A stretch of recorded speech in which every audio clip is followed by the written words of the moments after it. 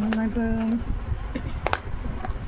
பிரியாணி வாங்கியிருக்கேங்க. Mutton biryani from Mohideen பாண்டிச்சேரிங்க. செம்ம டேஸ்ட்டாக இருக்குங்க. இதுக்கு கூட ஒரு காம்ப்ளிமெண்ட்டாக ப்ரெட் அல்வா கொடுத்துருப்பாங்க. சூப்பராக இருக்கும்.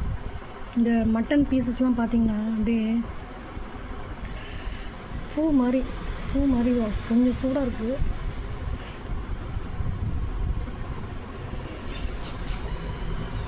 அப்படியே பூ மாதிரி இருக்குங்க மட்டன். பாருங்களேன் எவ்வளோ அப்படியே பூ மாதிரி சாஃப்டாக அப்படியே உள்ளே போட்டோன்னே அப்படியே அல்வா மாதிரி உள்ளே போகும். செம்மையாக இருக்கும்.